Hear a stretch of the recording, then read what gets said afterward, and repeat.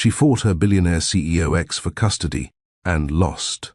But what their son said after court broke the internet. The gavel strikes wood 3 times, each impact reverberating through the courtroom like thunder breaking over still water.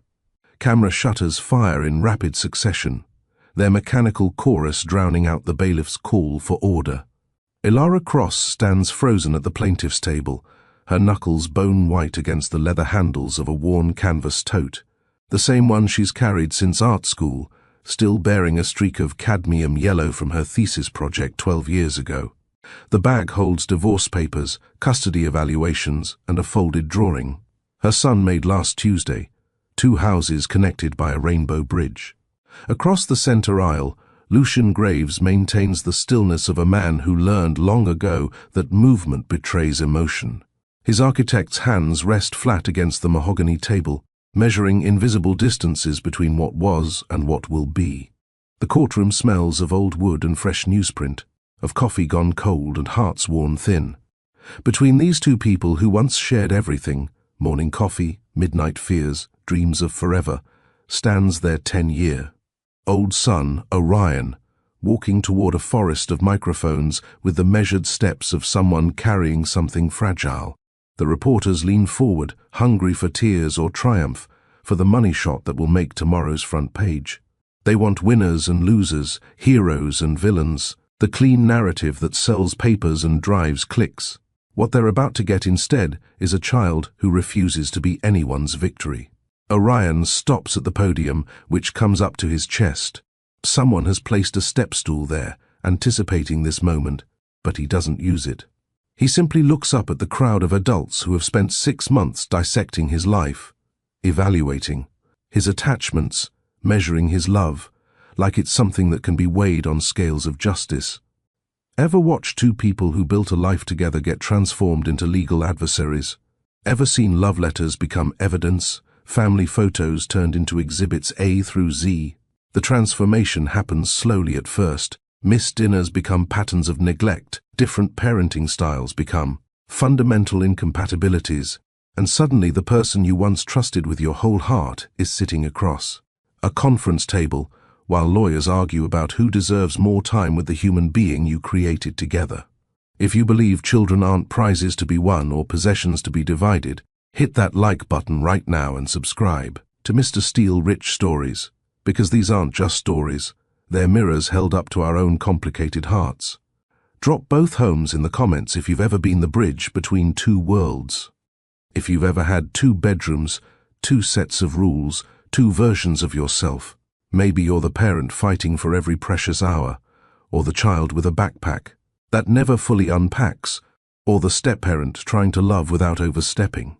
Whatever brought you here, stay until the end, because what Orion says in the next 30 seconds doesn't just go viral across every platform from TikTok to the evening news. It doesn't just get shared 12 million times in 48 hours or spawn 1,000 think pieces about modern families. What he says fundamentally changes how his parents see their war, their roles, and the price of winning. It rewrites the ending they thought they were fighting toward. His words, unscripted and unrehearsed, become the foundation for something nobody in that courtroom expects, not the judge who's presided over 1,000 custody battles, not the court reporter whose fingers have captured decades of family destruction, not the guardian ad litem who submitted a 40-page report recommending primary custody, and certainly not Ilara and Lucian, who have spent $200,000 and 18 months preparing for this moment of supposed resolution. Please stop asking who won, Orion says, his voice carrying the particular clarity of children who have been forced to grow up between 2 homes, 2 hearts, 2 versions of truth. No prepared statement clutched in sweaty palms, no coaching from either parent. Its legal team, no carefully crafted narrative designed to sway public opinion, just a boy speaking directly to the adults who seem to have forgotten that custody battles aren't fought over objects, but over human beings with their own feelings, needs, and voices. I'm not a trophy you display on a shelf. I'm not a prize that proves who was the better parent, or who loved more, or who deserved to win. I'm a person, your person, both of yours, and I need both my homes. The courtroom falls silent, the kind of quiet that happens when truth cuts through noise like a blade through fabric. Cameras stop clicking. Reporters stop scribbling. Even the HVAC system seems to pause, as if the building itself needs a moment to absorb what just happened. Freeze that moment, the one where a child's honesty shatters the entire framework of winners and losers that everyone brought into this room, to understand why that single sentence broke the internet, crashed 3 news websites, and ultimately rebuilt a family that everyone thought was irreparably broken. We need to rewind. We need to go back to the night the city made its strongest case for everyday magic. The night of the Aurora Festival, when Ilara Cross and Lucian Graves first collided in a crowd of 10,000 strangers, neither knowing they'd just met the person. They'd spend the next decade loving, losing, and learning to love differently. The courthouse steps stretch down like stone teeth, each one crowded with bodies angling for the perfect shot. Channel 7's van blocks the fire hydrant while their reporter practices her opening, mouthing words that will soon race across ticker tapes and trending feeds. Inside the lobby, security guards form a human corridor, their faces neutral as Switzerland while holding back the surge of public interest that transformed a private family matter into public theatre.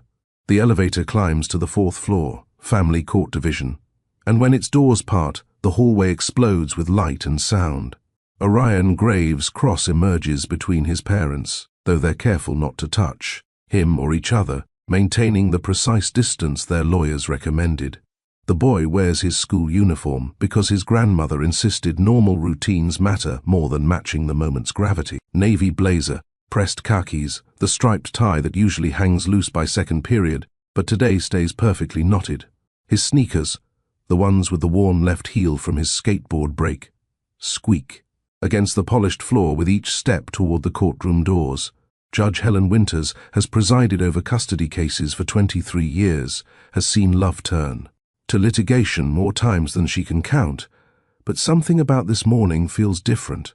Maybe it's the media attention that forced them to bring in extra bailiffs, or maybe it's the way both parents keep glancing at their son instead of their phones. The courtroom fills beyond capacity, standing room only, journalists squeezed shoulder to shoulder against the back wall. The court clerk calls the case number, FD 2024-0892, and suddenly everyone remembers this isn't entertainment, but someone's actual life being decided. Ilara's lawyer, Margaret Torres, arranges documents with the efficiency of someone who bills in 6-minute increments. Across the aisle, Lucian's attorney, David Reeves, whispers last minute, reminders about maintaining composure regardless of outcome.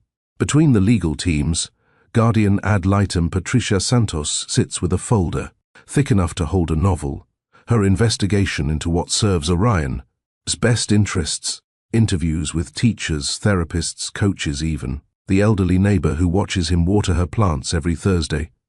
The judge's decision takes 14 minutes to read. She discusses stability, attachment, educational continuity, emotional bonds, financial resources, living arrangements, work schedules, support systems. Legal language that transforms human relationships into checkboxes and criteria. Primary physical custody, reasonable visitation, holiday schedules that split Christmas morning from Christmas Eve, birthdays, into hourly segments, summer vacations into week-long rotations, words that will govern where Orion sleeps, eats, does homework, gets sick, celebrates, mourns, grows up. Ilara's hand finds the edge of the table when she hears primary custody, awarded to, and Lucian's jaw muscle tightens like a wire pulled taut. But then Judge Winters does something unexpected. She addresses Orion directly, acknowledging that while the law requires adult decisions, the heart of this case beats in a 10-year-old chest. "Young man," she says, her voice gentler than anyone expected, "the court has made its legal determination, but I want you to know this isn't about choosing favorites. Both your parents love you beyond measure." The gavel falls. The official part ends. The chaos begins. Reporters surge forward like a tide, microphones extended like fishing rods, hoping to hook the perfect quote. Ilara's publicist, hired reluctantly when the case went viral, tries to coordinate.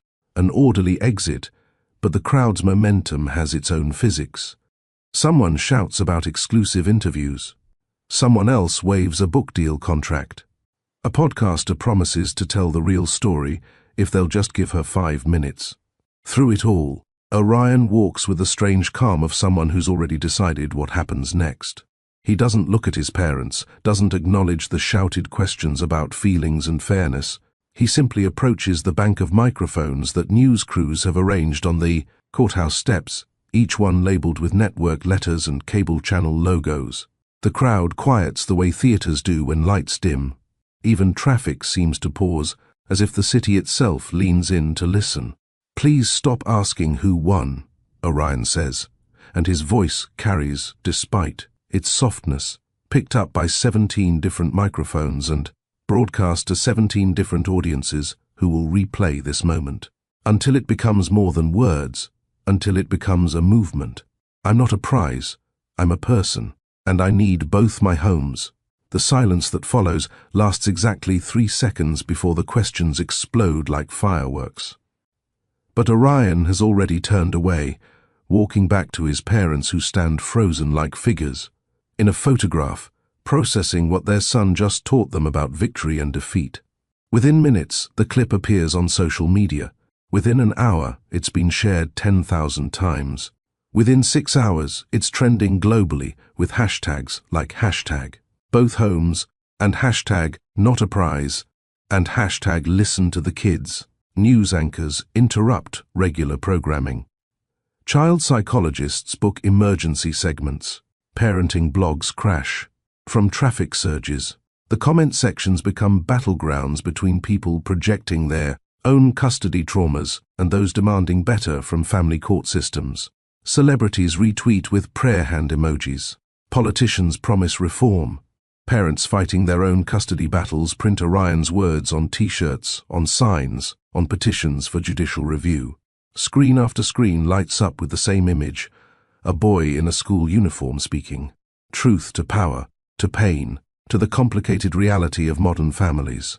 The video plays on Times Square billboards, on phones in Tokyo subways, on tablets in London cafes. News outlets create graphics showing the viral spread like a disease map, each sharing a red dot spreading across continents. But somewhere between the millionth and 2 millionth view, something shifts. The story stops being about the viral moment and starts being about what happens next. Because Ilara and Lucien, standing on those courthouse steps, watching their son become a symbol, make a decision that surprises everyone, especially their lawyers.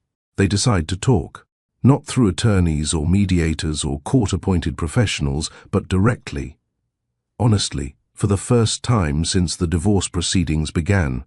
The screen fades to black. White text appears 48 hours earlier. The next image shows not a courtroom, but a kitchen table covered in homework. Hot chocolate going cold, and Orion writing something in careful cursive. We're about to learn what led to this moment. What forces converged to put a 10-year-old at those microphones, and why his parents' love story matters as much as its ending. The mysteries stack like blocks. Why did the marriage end when anyone could see they still cared?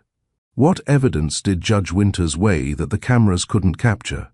And most importantly, what changes after those cameras stop rolling, after the viral moment passes, after 2 parents remember? That love isn't just something you fall into or out of, it's something you choose, reshape, and sometimes redefine entirely. But first, before we unpack the present, we need to understand the past. 8 winters earlier, in a hardware store that smells of sawdust and possibility, a ladder wobbles dangerously. Ilara Cross, stretching for a can of cerulean blue paint, feels the aluminum frame shift beneath her feet. Her hands grasp for stability that isn't there. The fall seems certain, inevitable, the kind of moment that ends in emergency rooms and insurance claims. But then a stranger's hand steadies the ladder's base, and instead of falling, she finds herself looking down into eyes the color of architect's ink. Lucian Graves could have simply stopped the ladder and walked away. The city trains you to help but not engage, to be kind but not connected. Instead, his hand decides to stay. And with that simple choice, everything that follows, the love, the loss, the boy who will one day stand at microphones and redefine family, becomes possible. The cafe where they decide to separate sits 3 blocks from the apartment they still share. Neutral. Territory chosen because their kitchen table holds too many memories to host this conversation. Rain traces patterns down the window, while Elara stirs sugar into tea she won't drink, and Lucian folds a napkin into smaller and smaller squares. They've been married 9 years, together for 12, and the decision to end it comes without shouting or accusations, just the quiet acknowledgement that love isn't always enough to bridge fundamental differences. We keep hurting each other, Elara says softly, watching steam rise from her untouched cup. Not because we're cruel, but because we're incompatible. You need plans and I need freedom, and, somewhere in the middle, we both keep losing ourselves. Lucian nods, the napkin now origami small in his architect's hands. Orion deserves better than watching us negotiate every decision, like enemy nations drafting treaties. They sit with that truth, letting it settle like sediment. The separation agreement takes shape over 2 hours and 3 refills. 2 apartments, within the same school district, shared custody split down. The middle, one unbreakable promise that their son comes first, always, before pride or pain or the temptation to turn divorce into war. They shake hands across the table like business partners, then hold on a moment too long, mourning what they couldn't fix. The first year of separation becomes their greatest collaboration. Lucian finds an apartment 4 blocks east, close enough that Orion can walk. Between homes when he's older, far enough that they each get space to breathe. Elara keeps the original place with its painted walls and organized chaos. They create schedules that actually work. Thursdays are chess nights at Lucian's, where father and son study openings and endgames while eating takeout from the Thai place that knows their order. Piano lessons happen at Elara's because the upright fits better in her living room, and she doesn't mind the imperfect practice sessions that Lucian finds physically painful to endure. Pickups happen on doorsteps with actual conversation, not the terse handoffs. They've witnessed other divorced parents perform like hostage exchanges. They attend parent-teacher conferences together, sitting side by side, presenting a united front that confuses the guidance counselor who's used to taking separate appointments. Halloween sees Orion trick-or-treating with both parents, his costume a collaboration. Elara's creative design, Lucian's structural engineering ensuring the cardboard spaceship doesn't collapse before candy collection ends. Holidays get divided not with lawyer precision, but with family logic, treating their split. Households like cousins sharing celebrations rather than opponents dividing territory. Thanksgiving at Lucian's parents' house upstate, Christmas morning at Elara, sisters Brooklyn Brownstone, New Year's Eve alternating annually. Orion's birthday parties happen in parks where both families attend, where his maternal grandmother brings her famous tres leches cake, while Lucian's father organizes relay races with the efficiency of a former Marine. Their friends marvel at how civilized it all seems, how mature, how admirably they've prioritized their child over their egos. Magazine articles get written about conscious uncoupling and modern co-parenting. A mommy blogger asks to interview them for a series on divorce done right. They politely decline, superstitious that naming their success might jinx it, unaware. That success is already developing cracks too small to see, but deep enough to matter. The turn comes in March, during the week when winter can't decide if it's finished. Elara's mother calls from the upstate farmhouse where she's lived for 40 years, the one with the red barn and the apple orchard, and the rope swing Elara used as a child. She's fallen, broken her hip, and needs help during recovery. The surgery goes well, but rehabilitation will take months, and her mother lives alone, 30 minutes from the nearest hospital, an hour from anything resembling reliable help. Elara proposes a 3-month plan: move upstate temporarily, bring Orion, enroll him in the local school for the spring semester, help her mother heal while giving their son country experiences he'll never get in the city. She presents it to Lucian over coffee, expecting complications but hoping for understanding. It's just 3 months, she explains, showing him the doctor's timeline, the rehabilitation schedule, and her mother's grateful texts. Orion could see snow that isn't grey with exhaust, help feed chickens, learn where his grandmother grew up. And I could actually be there for my mom instead of making 5-hour round trips twice a week. Lucian's response isn't immediate anger but careful analysis, the architect, in him calculating load-bearing walls and structural integrity. 3 months is a quarter of his school year, he says, pulling up the custody agreement on his phone. Madison Elementary has continuity, friends, chess club, the spring musical he's already rehearsing for. What about his routine, his stability? He offers city solutions with the same precision he brings to every problem: hire a home health aide for her mother, split the driving duties, and bring her mother to the city for recovery. Each suggestion is practical, thoughtful, expensive, and completely missing the point. Ilara feels something shift in her chest, a familiar tightness from their marriage. This isn't about logistics, she says, voice strained. This is about family, about being present, about teaching Orion that when people we love need us, we show up. Lucian counters that showing up doesn't require uprooting a child, disrupting his education, removing him from his established life. The conversation circles, each iteration leaving deeper grooves. "You're erasing me again," Ilara finally says, the words sharp as broken glass. "Covering my choices with your better plans, your superior logic, your data-backed evidence that your way is the right way." He looks genuinely hurt. "I'm protecting our son's stability. That's not erasure, that's responsibility." The no for now becomes the match that lights everything. Ilara takes Orion upstate for weekends, longer stretches during school breaks, teaching him to collect eggs and identify constellations far from light pollution. Lucian objects to each extension, citing the custody agreement, documenting every deviation from their established schedule. Doorstep conversations become tenser, clipped, each exchange feeling more like negotiation than collaboration. He starts keeping records, dates, times, who said what, every instance where the plan changed without mutual consent. She accuses him of treating their son like a timeshare, their family like a contract dispute. The paper cuts accumulate. A pickup delayed by traffic becomes evidence of unreliability.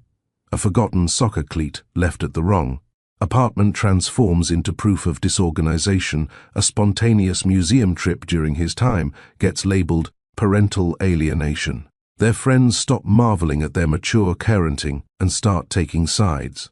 The mommy blogger who wanted to interview them writes a different article. When good divorces go bad. The morning Ilara receives legal papers delivered by a process server to her mother's farmhouse. She's in the garden helping Orion plant tomatoes. The envelope is thick, official, and devastating. Lucian is filing for modification of custody, citing changed circumstances, requesting primary physical custody with her getting reasonable visitation. The legal language transforms their history into exhibits, their love into evidence against them. Exhibit A: documentation of schedule deviations. Exhibit B: school attendance records showing absences. Exhibit C: text messages where tone can be weaponized. Where can we be flexible? Becomes proof of instability. She calls him immediately, hands shaking. "You sued me? After everything? You're actually taking me to court?" His voice sounds tired, defensive. "You left me no choice. You kept pushing boundaries, treating our agreement like a suggestion. I asked you to work with me, and you chose your way over our son's welfare. I chose my mother over your calendar." She shoots back. "And you chose control over trust." The call ends badly, both of them angrier than they've been through the entire separation, both convinced they're the reasonable one, both scared of losing the person they love most. The question posts across social media platforms, sparking debates in comment sections and group chats. Should Ilara have gone upstate anyway, despite Lucian's objections? Yes or no? And why does your answer matter? The responses split almost exactly down the middle. Team Ilara argues that family emergencies trump custody schedules, that flexibility is necessary, that Lucian's rigidity proves exactly why she needed distance. Team Lucian counters that agreements exist for a reason, that stability protects children, that Ilara's unilateral decisions show disrespect for his equal parenting rights. But the most interesting responses come from the people who refuse to choose sides, who recognize that both parents are right and wrong simultaneously, who understand that family court will try to pick a winner in a situation where everyone has already lost something precious. Weeks later, in a courtroom that measures love in calendars and capability in kitchen square footage, Judge Helen Winters will try to weigh the unmeasurable. What does home even mean when a child has two? How do you calculate the value of grandmother's apple orchard against the consistency of urban routine? Can you quantify the difference between a parent who plans perfectly and one who adapts beautifully? The evidence will pile up: school records and therapist evaluations, character witnesses, and financial statements, everything except the thing that matters most, that Orion loves both his parents completely differently and wants permission to keep doing exactly that without choosing, without measuring, without turning his heart into a courtroom. The thick pieces start appearing within days of the custody filing becoming public record, each headline sharper than the last.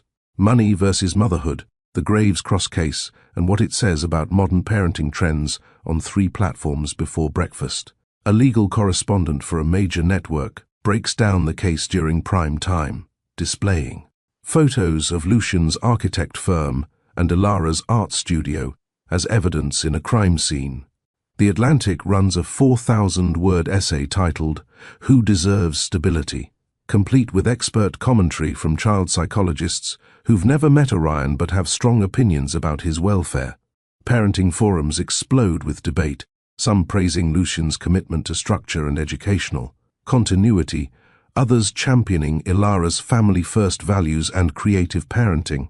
Neither parent asked to become a symbol, but the internet doesn't require consent. Suddenly, Lucian represents every father fighting for equal custody rights. Every parent who believes consistency protects children from chaos. Ilara becomes the face of maternal sacrifice, of choosing elderly parents over convenient arrangements, of refusing to let lawyers dictate family love. The nuance dies in the comment sections where complexity gets traded for clickable certainty. Twitter accounts emerge dedicated to tracking the case. Court watchers post daily updates from the gallery describing what each parent wore: Ilara in flowing scarves and artist's boots, Lucian in tailored suits with precisely knotted ties. How they entered: separately, avoiding eye contact. Where they sat: maximum possible distance within the plaintiff and defendant tables. A TikTok legal analyst breaks down custody law for her 800,000 followers, using the Graves Cross case as her primary example. She posts videos explaining primary custody versus joint custody, how courts weigh stability factors, what best interests of the child actually means in legal language versus human reality. Her comment sections become battlegrounds. He just wants control, someone types, receiving 12,000 likes. She wants freedom without consequences, another counters with equal engagement. Neither commenter knows these people, has never witnessed their actual parenting, has no stake in the outcome beyond the vicarious thrill of judging strangers from a safe distance. Meanwhile, Orion sits in his 4th grade classroom learning long division, unaware that thousands of people are debating his welfare over breakfast, coffee, and lunch breaks. The courtroom inventory begins on day 2 of the hearing, a parade of measurements that try to quantify love through square footage and safety features. Margaret Torres, Ilara's attorney, presents financial documents showing her client's modest income, from freelance illustration and part-time teaching, emphasizing that money doesn't equal devotion. David Reeves, representing Lucian, counters with bank statements proving his client's ability to provide consistent housing, healthcare, educational opportunities without financial stress. The court examines bedtime routines, Ilara's flexible approach where sleep happens when tiredness arrives versus Lucian's research-backed schedule optimized for childhood development. They discuss stair rails. Lucian's apartment meets every safety code, including child-proofing on outlets, cabinet locks on cleaning supplies, window guards tested to hold 150 pounds.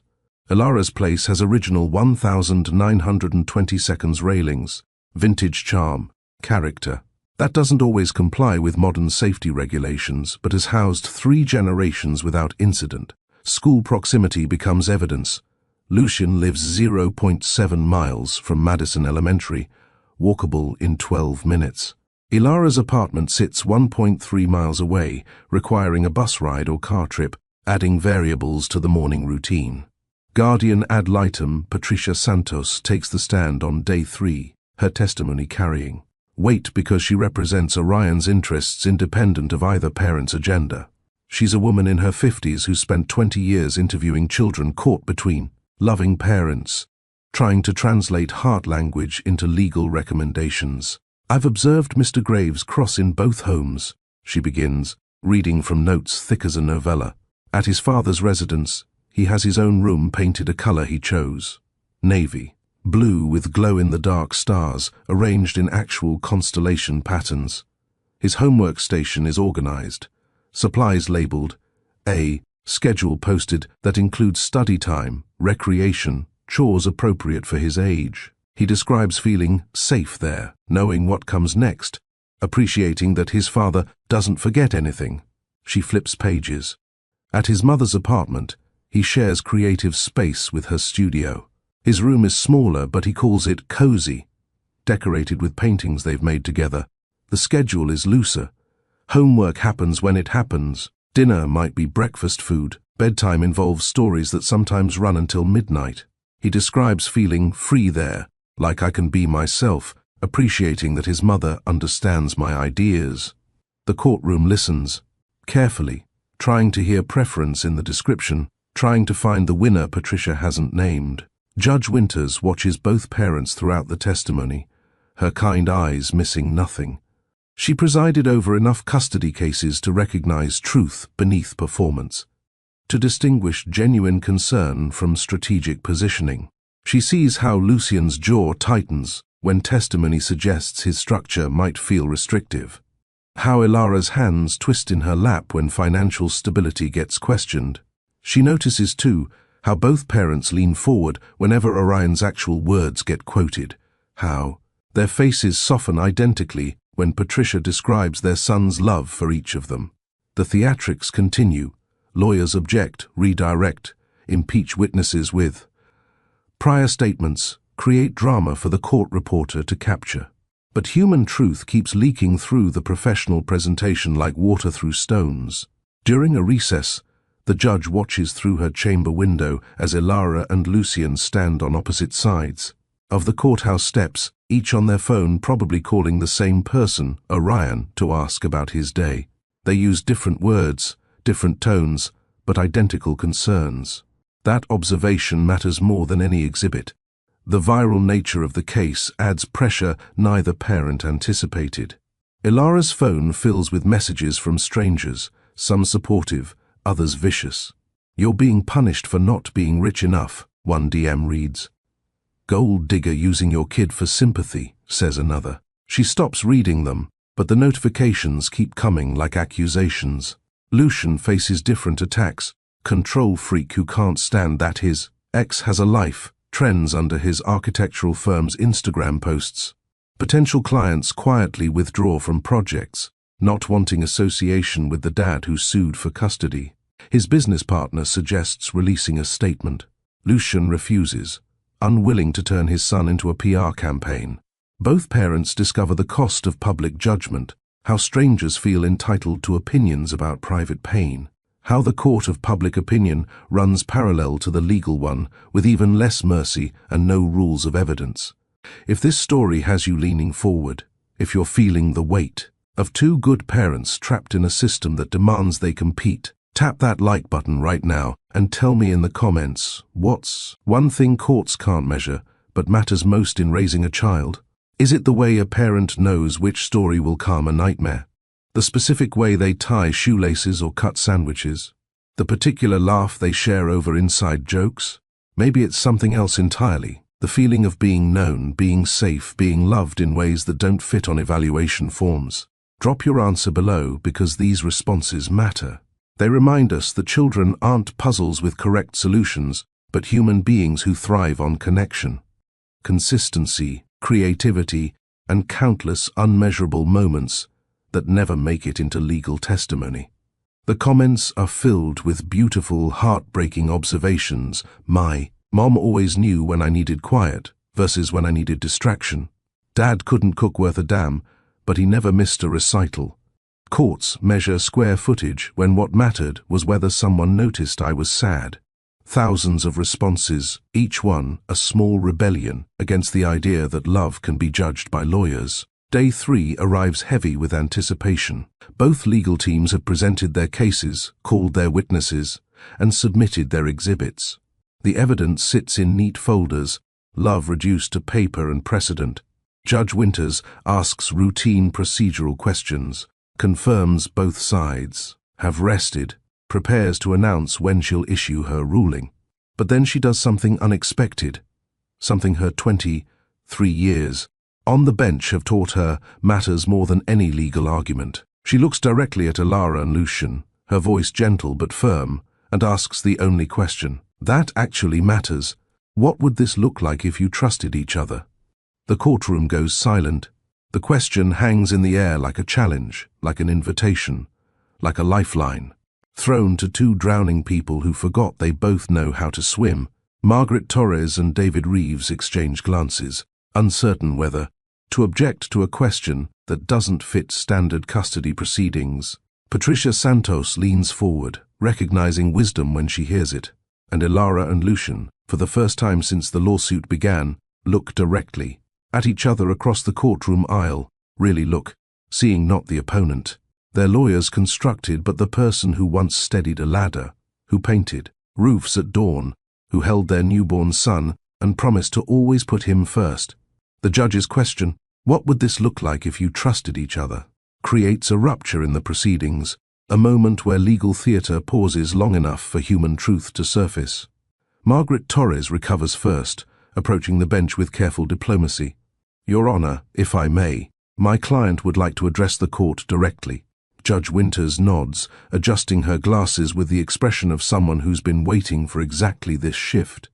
Ilara stands, smoothing her dress with hands that still bear traces of cerulean, paint under the nails despite her best efforts to present professionally. She walks to the witness stand, though she's not being examined, sits in the chair that's held dozens of parents trying to explain love in legal language.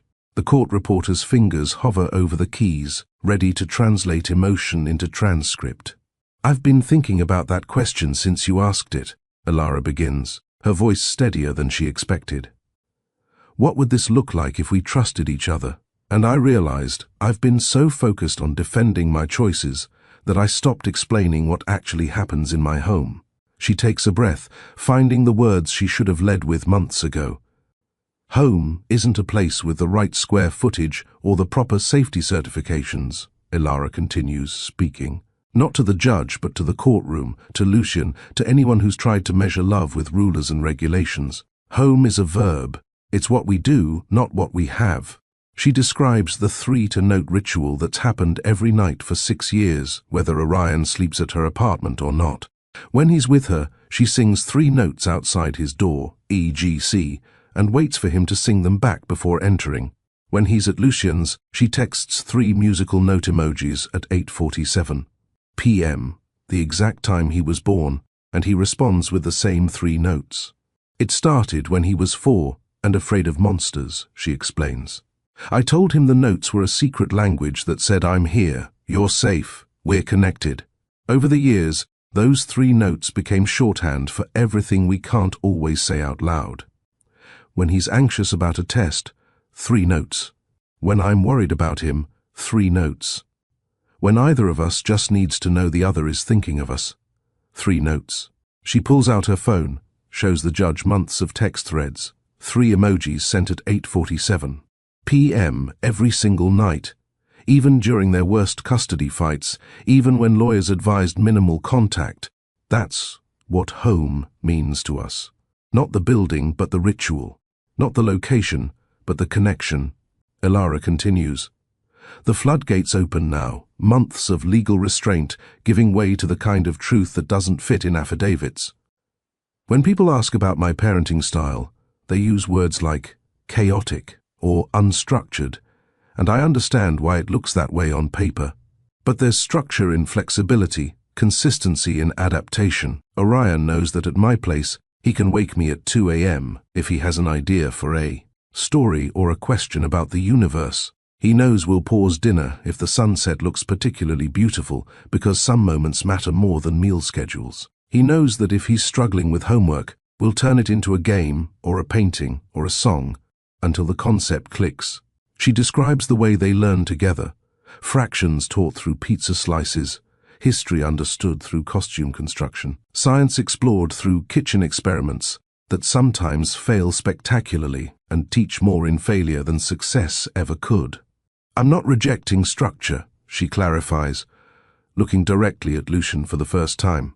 I'm expanding it. I'm teaching him that plans can change, that adaptability is a survival skill, that life doesn't always follow blueprints, but that's not always a disaster. The courtroom listens with a particular attention reserved for moments when performance drops away and reality surfaces. Margaret Torres doesn't interrupt, recognizing that her client is doing more for her case than any legal argument could. The upstate situation, Ilara addresses it head-on.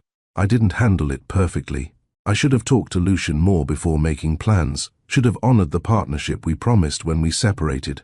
But my mother fell, and in that moment, I had to choose between the custody schedule and being the daughter my mom needed.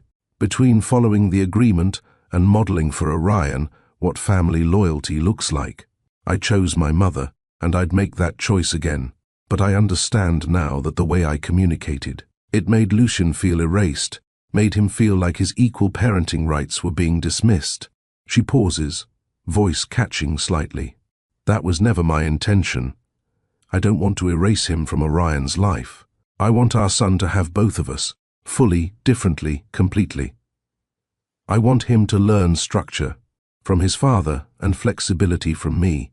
I want him to see that people can love each other even after divorce and can disagree about methods while agreeing about goals. Judge Winters makes a note, then looks to the defense table. Mr. Graves, would you like to respond?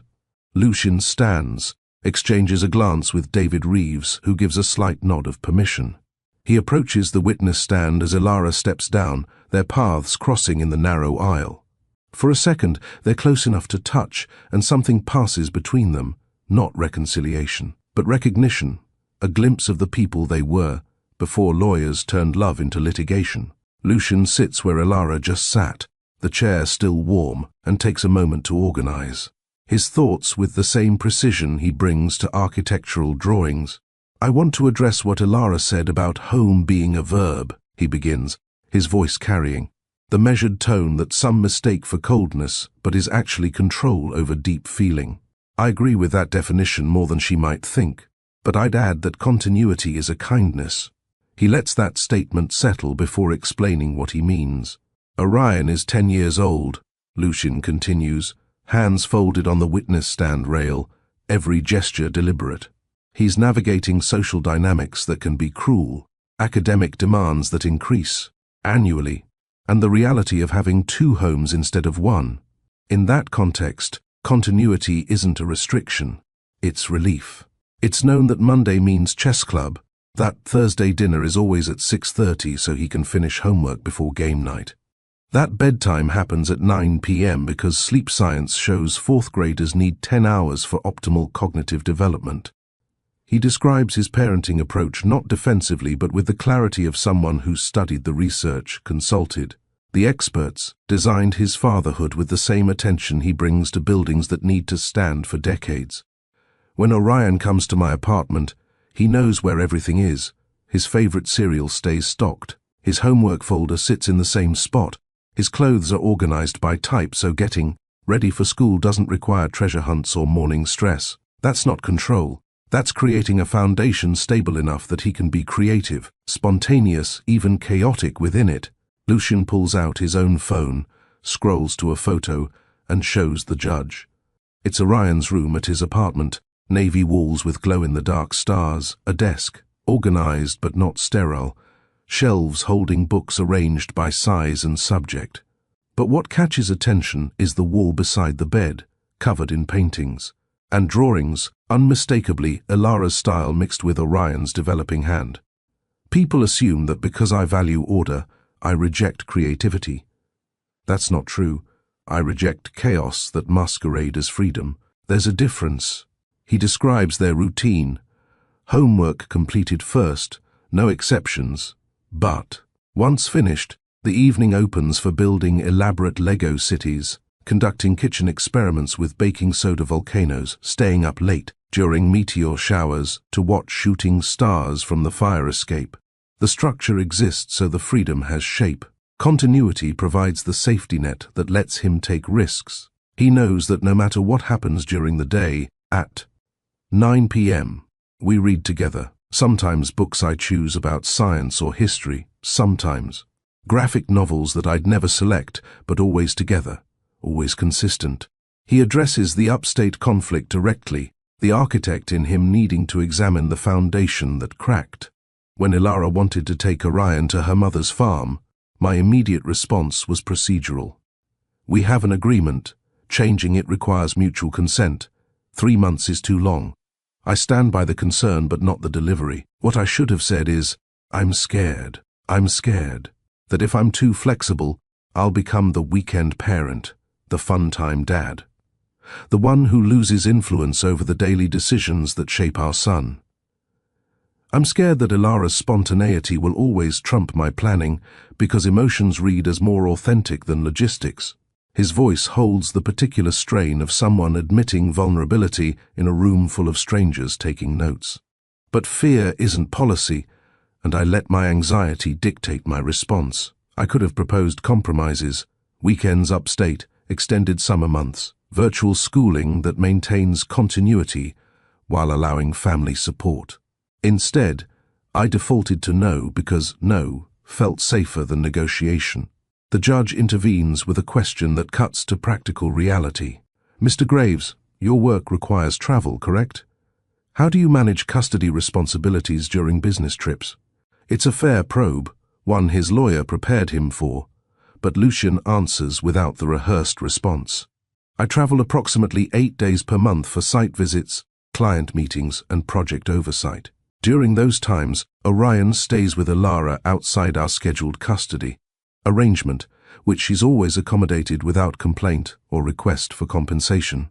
In retrospect, I relied on her flexibility while refusing to extend the same courtesy. That was hypocritical. He looks directly at Ilara. You've rearranged your teaching schedule, cancelled gallery showings, put your work second to cover my professional obligations. I took that for granted, instead of recognizing it as the partnership we promised to maintain.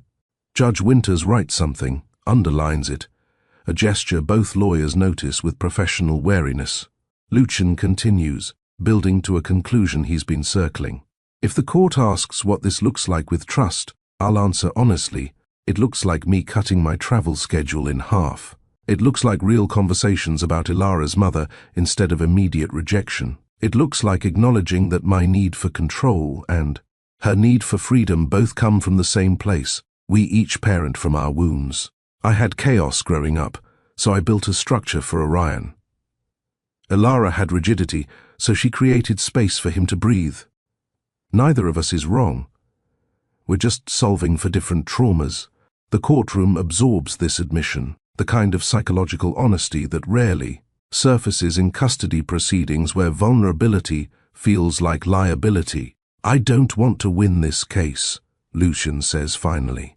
I want to raise our son with his mother, even if we can't be married, even if we disagree about methods, even if it requires more flexibility than comes naturally to me. Orion doesn't need a victor. He needs both his parents showing up, not as opponents but as collaborators who remember they're on the same team. The silence that follows feels weighted with possibility. Judge Winters allows it to extend, lets the truth settle like snow. Then she moves to closing arguments, giving each attorney the floor for final presentations that will sound polished and feel messy because no amount of legal language can capture what just happened. Margaret Torres emphasizes Ilara's devotion, her creative parenting, her willingness to sacrifice for family. David Reeves highlights Lucian's stability, his preparation, his commitment to continuity. Both lawyers are skilled, both make compelling cases, both know that the decision ultimately rests with a judge who must translate human complexity into legal conclusions. The closing arguments follow predictable patterns, citations of precedent, references to best interest standards, strategic emphasis on facts that favor their respective clients. But everyone in the courtroom knows the real closing arguments already happened when two parents stopped performing for lawyers and started speaking to each other. The question emerges in comment sections and group chats before the day's testimony even concludes. Which truth hit harder? Ilara's home is a verb, or Lucian's continuity is a kindness. The responses divide not by gender or parenting style, but by personal history. People who grew up in chaos gravitate toward Lucian's position, describing how consistency saved them, how knowing what to expect created safety in unstable environments. Those who survived rigidity lean toward Ilara, explaining how spontaneity taught resilience, how flexibility became freedom. But the most thoughtful responses refuse the binary, recognizing that children need both: the security of knowing what comes next and the adventure of embracing what might. My dad was the schedule, my mom was the surprise, and I needed both, someone writes, receiving thousands of affirming replies. The debate becomes less about choosing sides and more about acknowledging complexity, about admitting that good parenting comes in different packages and children thrive on variety, not uniformity. Judge Winters announces she'll issue her ruling the following morning, giving herself overnight to review testimony, consult precedent, and make a decision that will satisfy no one, because Solomon's choice never does. She'll try to split the baby without killing it, create a custody arrangement that honors both parents. While serving the child, navigate between competing goods instead of clear rights and wrongs. The verdict, whatever it is, will force a choice, not between parents but about how power gets distributed, where the child primarily resides, whose approach gets judicial endorsement. Someone will receive primary custody. Someone will get visitation. The law requires binary decisions even when life operates in spectrums, and Orion, still unaware of the exact details being debated, will inherit whatever the adults decide, carrying forward both the structure his father provides and the spontaneity his mother champions, becoming a bridge between worlds, whether he wants that responsibility or not. The courtroom empties slowly, lawyers packing briefcases while Ilara and Lucian exit, through separate doors to avoid the media circus waiting on the courthouse steps. Neither parent sleeps well that night. Both sit with the judge's question, "What would this look like if you trusted each other?" And both begin to wonder if there's a third option nobody's mentioned yet, a possibility that exists outside the win-lose framework the legal system requires. But that possibility, if it exists at all, will have to wait until after the verdict, after the cameras, after the moment when their son does something no custody agreement prepared them for, speaks his own truth loud enough that everyone has to listen. Judge Helen Winters returns to the bench at exactly 9 a.m., her black robe settling around her shoulders like authority-made fabric. The courtroom fills with the same cast as yesterday, lawyers with briefcases, reporters with recording devices, both families wearing expressions that range from hopeful to terrified. Ilara sits straighter than usual, hands clasped so tightly her knuckles bleach white. Lucian maintains his characteristic stillness, but his right foot taps an irregular rhythm against the floor, betraying nerves his face won't show. The bailiff calls for order, though nobody's speaking. The silence itself demands respect. Judge Winters opens the file that holds her decision, pages thick with consideration and case, law, with precedent and psychology, with the impossible task of measuring immeasurable things. "I've presided over family court for 23 years, she begins, her voice carrying the particular weariness of someone who's divided too many children between loving parents. This case is among the most difficult because both parties are fundamentally good parents who love their child deeply. There is no villain here, no neglect, no abuse. only two different approaches to the same goal. She pauses, allowing that acknowledgement to settle before delivering the verdict nobody truly wants. After reviewing all testimony, evidence, and the Guardian ad litem's comprehensive report, this court awards primary physical custody to Lucian Graves. The words land like stones in still water, ripples spreading outward. Ilara's breath catches audibly. Her sister reaches for her hand. Margaret Torres closes her eyes briefly, the expression of an attorney who fought well but lost anyway. Judge Winters continues, her tone gentler but no less authoritative. Ms. Cross will have residential custody every other weekend, alternating holidays, and 6 weeks during summer months. Additionally, she will have Wednesday overnight visits and the option for virtual contact daily. The technical language tries to soften the reality. Orion will live primarily with his father.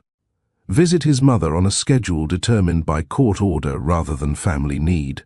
The reasons follow: school proximity, demonstrated stability, financial security, the ability to maintain consistent routine without work travel conflicts now that Mr. Graves has committed to reducing his professional obligations. Each justification sounds reasonable, defensible, grounded in legal standards designed to protect children's best interests. Each one feels like a small death to the mother who just lost daily access to her son. The ruling addresses both parents directly, Judge Winters trying to build bridges even while drawing boundaries. Mr. Graves, your commitment to structure and stability provides important foundations. However, this court expects you to honor the flexibility you promised yesterday to accommodate Ms. Cross during family emergencies, to recognize that schedules serve families rather than families serving schedules. She turns to Ilara. Ms. Cross, your creative parenting and emotional attunement are valuable gifts.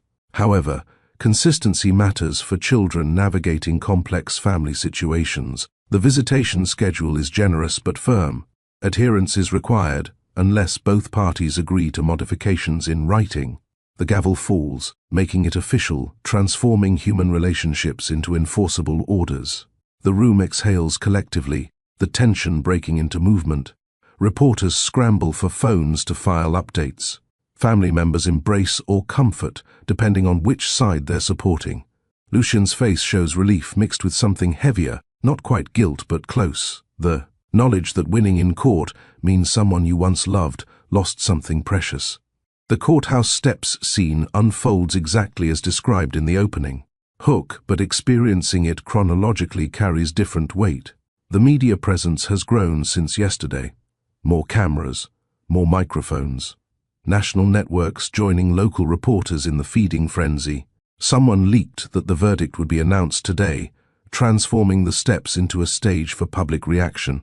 Ilara exits first, flanked by her sister and Margaret Torres, her face composed despite the devastation visible in her eyes.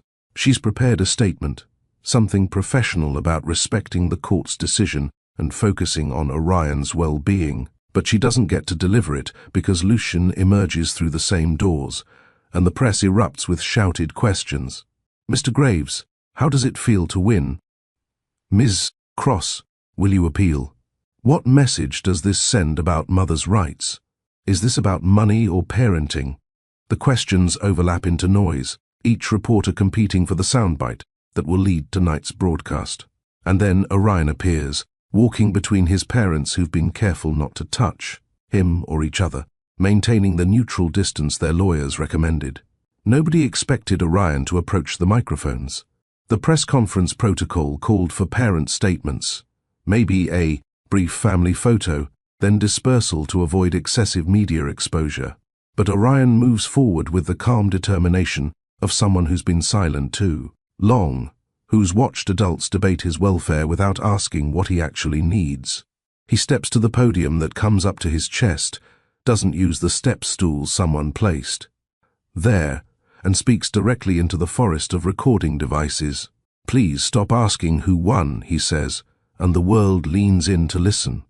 The viral moment happens in real time, phones held high capturing every word.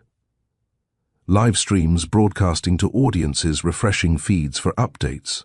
I'm not a prize, I'm a person, and I need both my homes. The sentence is simple, devastating, perfectly capturing what months of legal arguments missed. He continues, voice steady despite the pressure. My dad teaches me that plans matter, and my mom shows me that love is flexible. I need both those things. Splitting me down the middle with a schedule doesn't solve anything, it just makes everyone sad. He looks back at his parents, both frozen in shock. Can you please just talk to each other? Not with lawyers, but like you used to, like you're on the same team? The silence lasts 3 heartbeats before chaos erupts. Reporters shout follow-up questions, but Orion has already turned away, walking back to his parents who stand, processing what their 10-year-old just taught them about wisdom and custody, and the price of winning. Within minutes, the clip appears on every social media platform. Within the hour, I'm Not a Trophy trends globally, joined by both homes and a listen to the kids. The video gets shared by parenting advocates, family law reformers, celebrities with their own custody battles, divorced parents who recognize their own failures in Orion's words. News outlets create special segments. Morning shows book child psychologists to discuss the viral moment. Think pieces multiply like organisms in culture dishes, each writer finding different meanings in the same simple truth. Children aren't possessions to be divided, but people deserving voices in decisions about their lives. The comment sections fill with stories, adults describing their own childhood custody arrangements, the trauma of being split between homes, the pain of watching parents fight over them like territory instead of collaborating for their welfare. The backlash arrives alongside the praise because the internet never offers unanimous anything. Some critics argue that Orion's statement proves Ilara coached him, weaponized him, used their son to undermine the court's legitimate ruling. Others claim Lucien's rigid control created a child so desperate for flexibility he'd embarrass his father publicly. Legal analysts debate whether a 10-year-old's preference should influence custody decisions, or whether children lack the perspective to judge what serves their long-term interests. Family therapists appear on cable news arguing both sides, some insisting children's voices matter, others warning against burdening kids with adult decisions. The debate rages across platforms, everyone projecting their own experiences onto a family they've never met. A boy they know only through 17 different camera angles capturing the same 30-second moment. But something shifts in the noise. Donations spike to family court reform organizations. Legislators in 3 states announce bills requiring courts to consider children's preferences at younger ages. Law schools add the Graves Cross case to family law curricula as an example of how legal frameworks sometimes fail the families they're designed to protect. Therapists report increased appointments from divorced parents seeking better co-parenting strategies. The viral moment became a movement, not because it solved anything, but because it named something. Many people felt but couldn't articulate that custody battles measure the wrong things, that winning and losing are inadequate frameworks for family relationships, that children need permission to love both parents without choosing between them. That evening, Ilara sits in her apartment surrounded by her sister's awkward comfort and untouched sympathy casseroles. Her phone buzzes constantly with messages she can't bring herself to read. Congratulations to Lucian, condolences to her, legal analysis, media requests, friends choosing sides. She opens a blank text to Lucian, types and deletes 3 different messages before settling on 4 words. Can we make this kinder? She hits send before second-guessing, then immediately regrets it, imagines his lawyer, advising against unsupervised communication, prepares for the message to go unanswered. Her phone buzzes 90 seconds later. Yes, tonight. She stares at the response, reading meanings between the letters, wondering if this is hope or just exhaustion speaking. She types, "The diner?" His reply arrives immediately, 20 minutes. She grabs her jacket, tells her sister she needs air, and walks the 6 blocks to the place where they decided to separate 2 years ago, where they ordered pancakes at 9 p.m.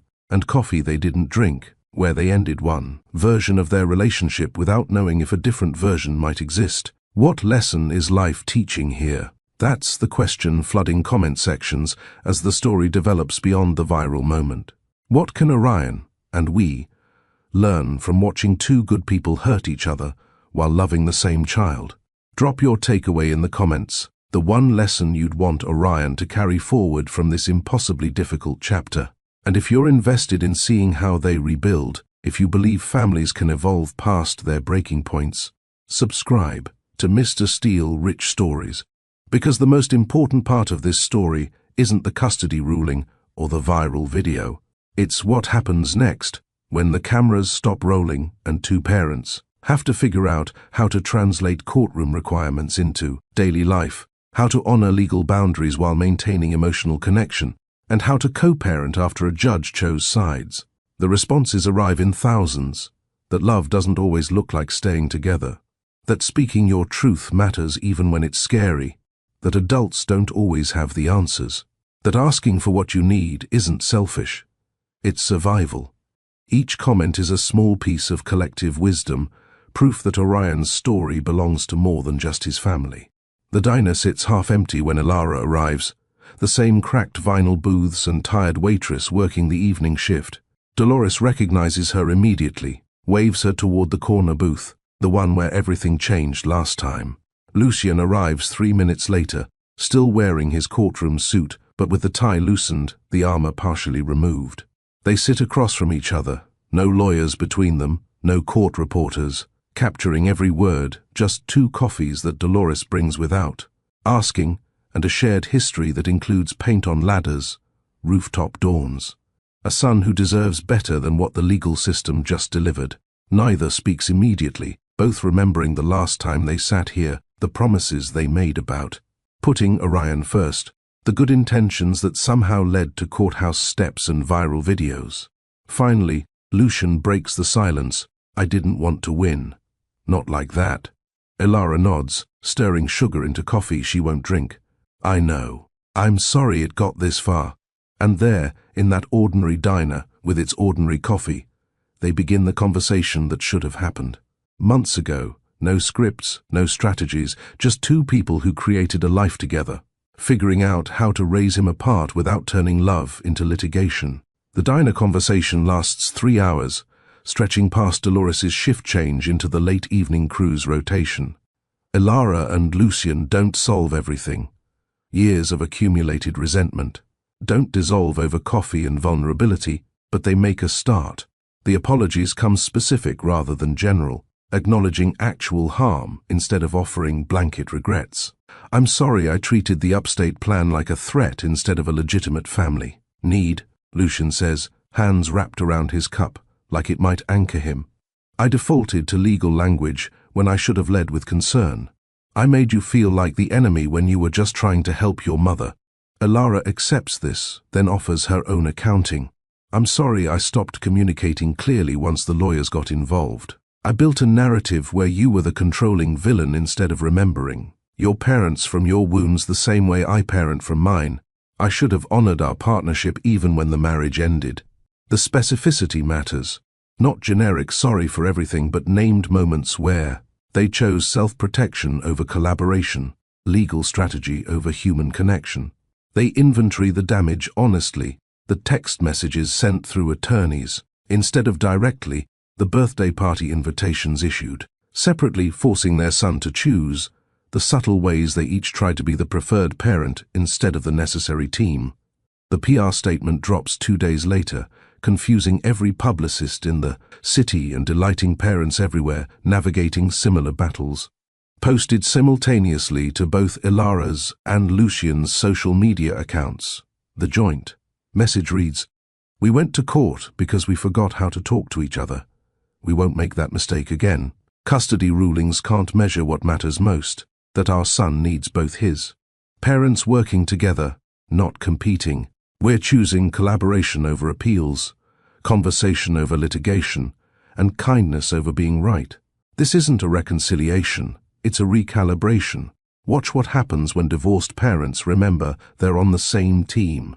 The statement includes no blame, no justification for the lawsuit, no defense of positions argued in court. Just acknowledge that the legal system can't fix what communication broke.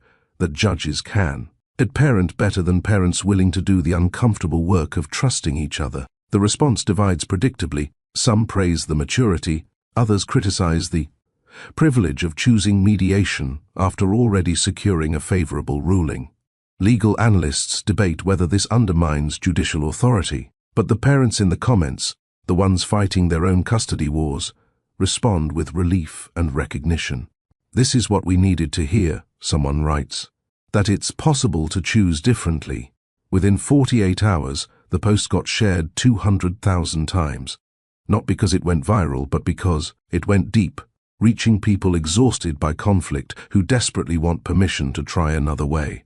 Mediation begins the following week in a small office that smells of lavender and furniture polish, facilitated by Dr. Rita Okonkwo, a family therapist specializing in high-conflict co-parenting. Unlike the courtroom with its formal procedures and legal posturing, this space holds comfortable chairs arranged in a circle, tissues within reach, and ground rules posted on the wall. Listen without interrupting.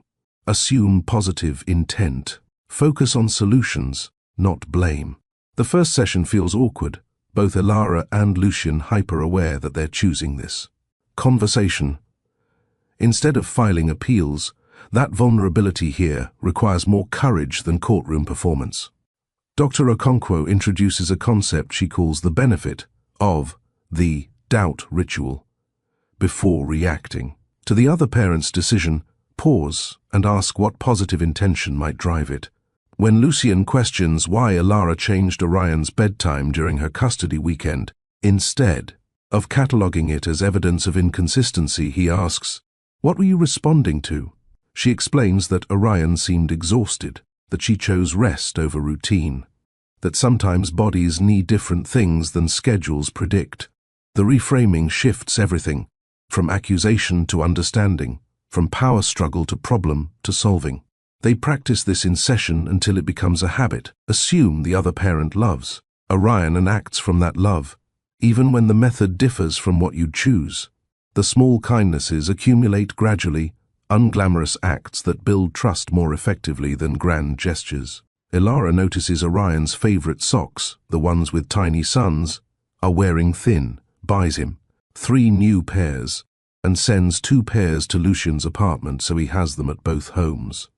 Lucian observes that Orion's homework notebook system isn't transferring well between houses and creates a digital version both parents can access, color-coded, but flexible enough for Elara's teaching style. When early snow arrives in November, Lucian texts Elara, "Your car still has those bald tires." She admits she hasn't had time to replace them. He responds, "Appointment at my mechanic tomorrow at 3. Already paid. Non-negotiable. Winter's coming, and Orion rides in that car." She shows up, half expecting judgment about her maintenance habits, but finds only the mechanic and a note, "Snow tires installed. Drive safe. L." The following week, Elara's mother has a follow-up appointment 2 hours upstate during a blizzard. Elara debates cancelling, worried about the drive. Lucian texts, "I'll take you. My car handles better in snow, and your mom shouldn't miss the appointment." They drive in comfortable silence, Lucian at the wheel navigating icy roads, while Elara watches bare trees blur past the window, both recognizing this for what it is, not romance but something equally valuable, the friendship they forgot they built before they fell in love. The real show to UPS matter more than the viral moments. Lucian starts attending Orion's school recitals even during Elara's custody weeks, sitting in the back row so his presence is supported without intruding. Elara arrives early to Orion's soccer games on Lucian's Saturdays, helps set up chairs and equipment, and stays to cheer alongside Lucian without making it about their relationship status. They develop a daily ritual that transcends the custody schedule. Every evening at 7 p.m., whichever parent doesn't have Orion calls him for a 10-minute check-in. The questions stay consistent. What's one good thing that happened today? What's one thing you're worried about? What's one thing you're looking forward to? The calls create continuity across both homes, ensuring Orion never goes more than a day without Both parents' voices, both parents' attention, both parents' investment in his daily life. Some nights the conversations run long, stretching past 10 minutes into real discussions about friendship drama, or science projects, or existential questions about why people get divorced. Other nights, Orion's answers are monosyllabic, the 10-year-old equivalent of fine and that is okay too, because the ritual exists not for information extraction but for connection maintenance. Summer arrives with the kind of heat that makes the city feel like an oven, trash smells amplified and tempers shortened by humidity. Ilara's mother extends an invitation: bring Orion upstate for 2 weeks, plenty of space if Lucian wants to visit on weekends, help needed harvesting strawberries before they rot on the vine. It's a test neither parent names aloud.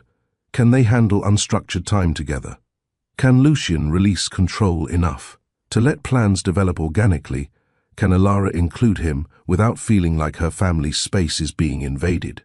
They accept cautiously, Lucian booking a room at the bed and breakfast 3 miles down the road to maintain appropriate boundaries.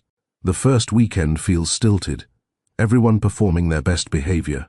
But strawberry picking doesn't allow for performance.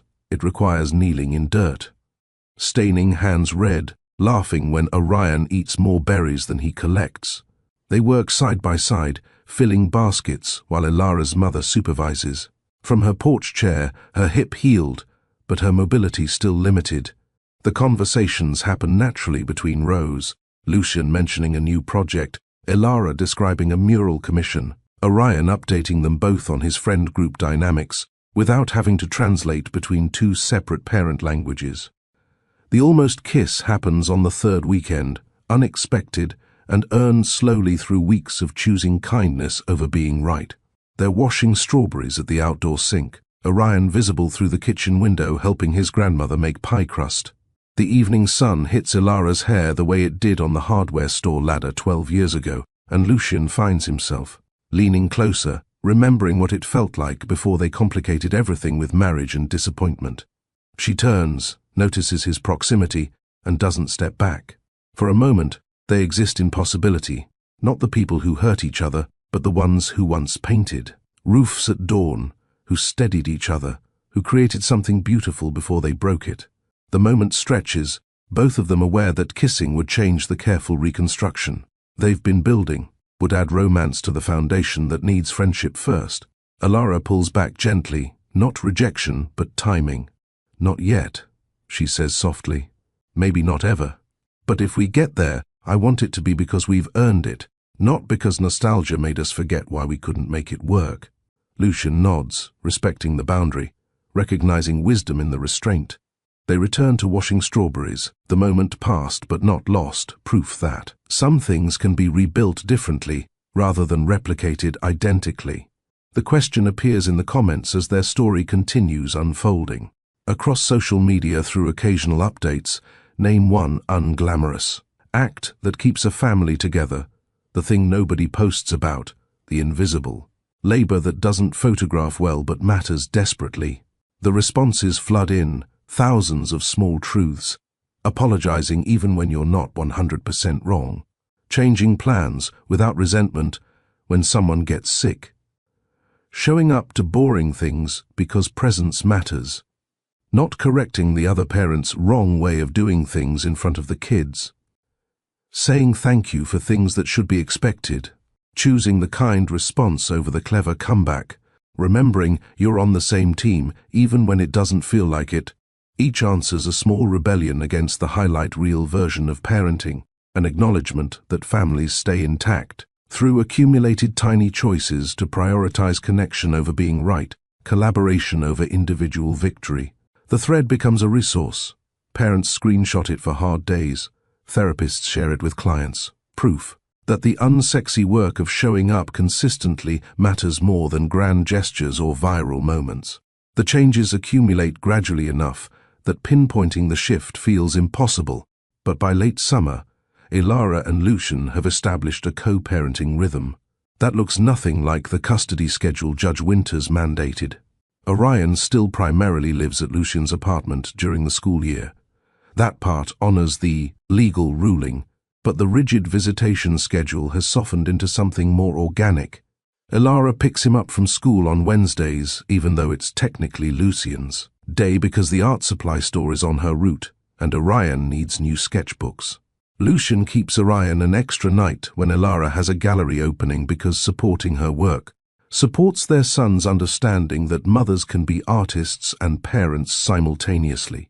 They text about small things without lawyer supervision. He left his retainer here again. Thanks. I'll grab it at pickup. His favorite pasta sauce is on sale. Want me to stock both kitchens? Yes. And grab the good Parmesan. The mundane exchanges rebuild trust more effectively than mediation exercises, proving they can communicate about logistics without turning everything into evidence. Next week, they'll walk into court together, not to fight or appeal, but to formally request modification of the custody order they spent 6 months litigating. They'll ask Judge Winters to approve a more flexible arrangement, one that maintains Lucian's address as primary residence for school purposes but allows for fluidity around holidays, summers, and family needs. They'll present a co-parenting plan they created together, negotiated over diner, coffee and strawberry picking, refined through mediation and daily practice. The request is unusual. Most custody modifications come from conflict, not collaboration, from one parent seeking more time at the other's expense.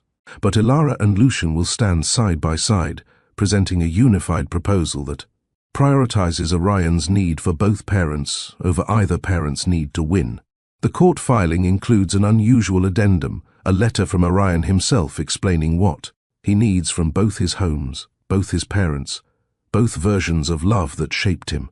Whether Judge Winters approves the modification or maintains the original order, whether the law can accommodate their evolved understanding or demands they fit into standard categories, they've already won something more valuable than custody percentages. They've reclaimed their partnership from the lawyers and rebuilt it on terms that serve their actual family instead of legal abstractions. The Little League season begins in September, with Orion trying out for center field, a position requiring both spatial awareness and the ability to recover quickly from mistakes, skills he's been learning off the diamond for the past year. Lucian and Elara arrive separately to the first game, then choose seats together in the bleachers. A small decision that carries weight for the other parents who've watched their custody drama unfold. The game moves slowly the way youth baseball does, more about participation than precision. Kids learning to trust their instincts and forgive their errors. In the 4th inning, a high fly ball arcs toward Orion's position, the kind of catch that looks easy until you're standing beneath it, watching the ball descend like a judgment. He positions himself, glove raised, eyes tracking the ball's rotation. It hits the leather and bounces out, rolling toward the fence while runners advance. A year ago, Lucian would have tensed at the mistake, mentally cataloging what went wrong, positioning, glove angle, follow through. Elara would have shouted encouragement so loud it embarrassed everyone.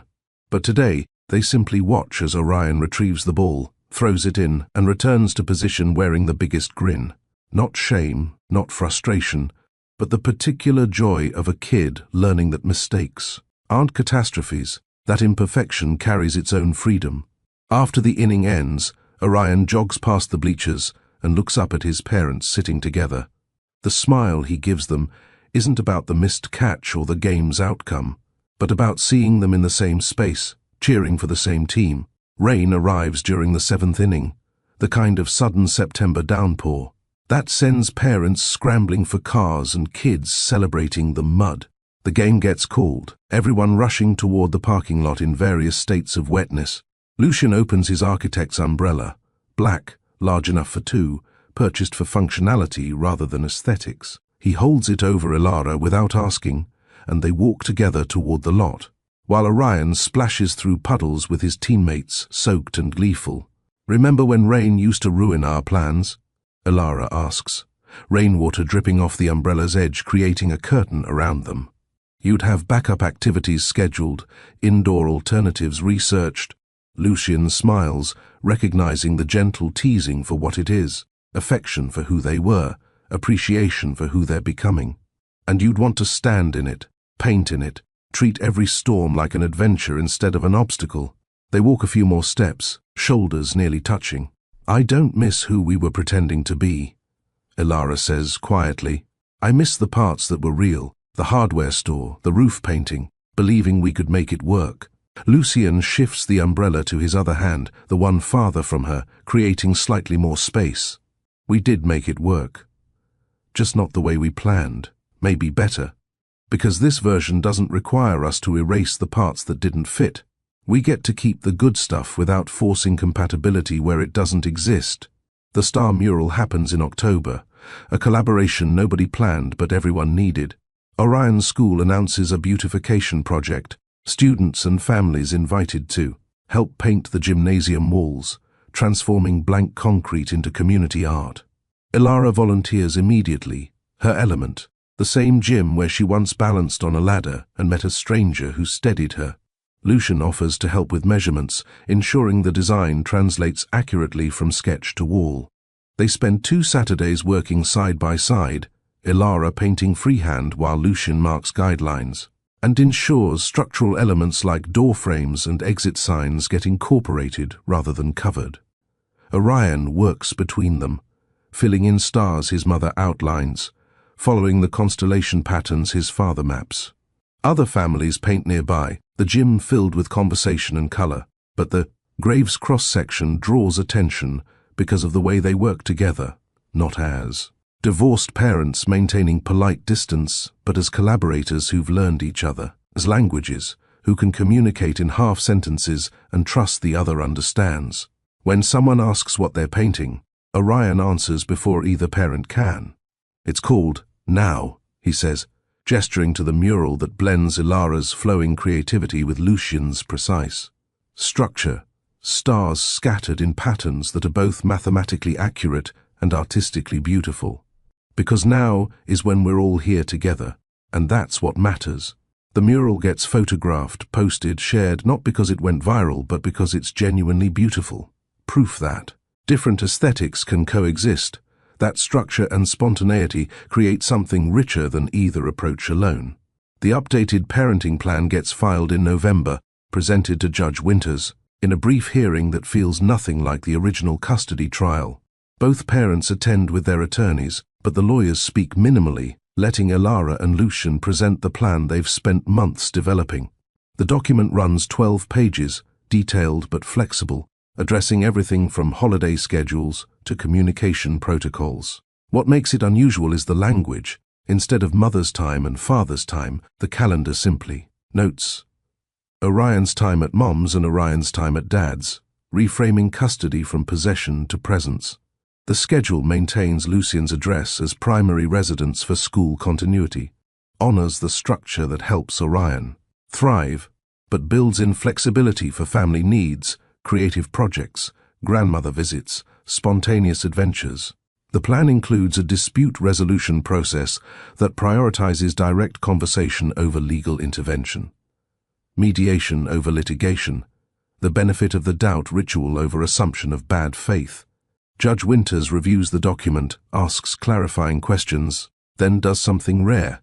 She smiles. "In 23 years of family court, I've seen maybe a dozen cases where parents fought this hard to get to court and worked even harder to get back out. This plan honors both your strengths while serving your son's actual needs." Approved. The gavel falls, making their collaboration official, transforming their hard-won understanding into enforceable terms, though everyone in the courtroom recognizes that the real work happens outside legal orders, in daily choices to choose kindness over being right. Fall deepens into the kind of weather that requires jackets and hot chocolate, shorter days and longer shadows. The school holds its annual Fall Festival, a fundraiser involving way too much sugar and questionable supervision. Orion drags both parents through the various stations, ring toss, cakewalk, face painting, treating them as a unit rather than separate attendees. In the crowded hallway between the gym and cafeteria, someone bumps Lucien hard enough that he stumbles slightly. Ilara's hand shoots out automatically to steady him, her fingers wrapping around his forearm the way his hand once steadied a ladder. The touch lasts maybe 3 seconds, practical rather than romantic. But Orion notices. He sees the automatic care, the muscle memory of looking out for each other, proof that divorce ended their marriage but not their fundamental connection. Later, walking to the car, Orion positions himself between them and reaches for both their hands. Neither parent expects it. He's 10, navigating the age where public affection with parents becomes uncool, but he holds on anyway, creating a bridge between their separate lives, forcing them to either hold hands themselves or form an awkward chain with him in the middle. They choose the chain, Orion swinging slightly as they walk, his position as connector both burden and gift, the role he's been playing all along made visible through hand-holding in a school parking lot. Thanksgiving arrives with its complicated logistics and emotional landmines. The custody order specifies alternating years, but the updated plan allows for creativity. They decide to host together at Lucian's apartment since it's larger, Elara arriving early to prep, while Lucian handles the turkey with engineering precision. Orion sets the table, placing 3 plates instead of the usual 2. Centerpiece, made in art class, holding court between the dishes. Both sets of grandparents attend, initial awkwardness giving way to the particular. Relief families feel when adults stop making children choose sides. The meal isn't perfect. Elara's sweet potatoes are too sweet, Lucian's turkey edges toward dry, but the imperfection matters less than the presence. They go around the table sharing gratitude, and when it reaches Orion, he doesn't hesitate. I'm thankful you both learned to talk to each other again, and that I get both my homes. After dinner, while Elara loads the dishwasher and Lucian stores leftovers, their hands occasionally brush, reaching for the same dish, passing containers, navigating the small kitchen that requires coordination. The lamp in the window casts warm light onto the street where other families pass by, some intact, some fractured, all doing their best with complicated love and imperfect people. From outside, someone looking in might see a family, not the nuclear version that gets celebrated on greeting cards, but the evolved kind that required breaking and careful reconstruction, that chose collaboration over competition, that learned. Families aren't verdicts handed down by judges, but verbs practiced daily. The moral settles not as a lesson delivered, but as a truth demonstrated through months of uncomfortable growth. Families aren't fixed states or legal determinations. They're not verdicts declaring winners and losers, not outcomes, but ongoing processes. Families are verbs, things you do rather than things you are, requiring daily practice and repeated choice. You build them through small kindnesses, through showing up to boring events, through apologizing, specifically through assuming positive intent even when hurt tempts you towards suspicion. You maintain them through flexible structure, through honoring different approaches, through recognizing that children need variety more than uniformity, both consistency and adventure, both roots and wings. The Graves Cross family looks nothing like it did when Elara and Lucian married, nothing like the nuclear ideal they once pursued. It looks like 2 apartments with different rules and similar love. It looks like a son who packs a backpack twice weekly and has learned to speak 2 parenting languages fluently. It looks like divorced parents who chose collaboration after the court forced competition, who decided that being kind mattered more than being right, who discovered that the opposite of marriage isn't war but a different kind of partnership, built on respect rather than romance. Share this story with one person who needs a gentler narrative about divorce, about custody, about the possibility that families can evolve instead of just breaking. Drop in the comments the one line you'll remember when CO parenting gets hard, when lawyers send aggressive letters, when you're tempted to fight for your rights instead of your relationship. And subscribe to Mr. Steele Rich Stories for weekly narratives packed with moral weight, for stories that refuse easy villains and recognize that most people are doing their best with limited tools and unlimited love. The comments fill with lines people are claiming. Home is a verb. Continuity is a kindness. Families aren't verdicts, they're verbs. Choose kind over right. I need both my homes. Each selection has a personal resonance, proof that different truths are learned differently, that the same story teaches varied lessons depending on what the listener needs to hear. But the story doesn't end here. It doesn't wrap neatly with lessons learned and growth achieved. Because families, being verbs, continue in motion. Next week, while cleaning out his closet at Lucian's apartment, Orion will find an old phone his father thought he'd recycled. Curious, he'll charge it, scroll through ancient messages and photos from before the divorce, before the courthouse steps, before everything got complicated. And he'll find a voicemail, his father's, voice younger, lighter, talking to his mother about the day Orion was born, promises made in the hospital, room about the family they'd build, the love they'd maintain, the partnership they'd protect. Orion will play that voicemail at dinner with both parents present, and what happens next will change all three lives in ways that prove some stories don't end but transform, that healing is possible, that families can be verbs practiced with intention and grace. But that revelation, that next chapter, waits for another time, another story, another chance to prove that gentle. Narratives about complicated people doing hard things matter more than viral moments and courtroom victories.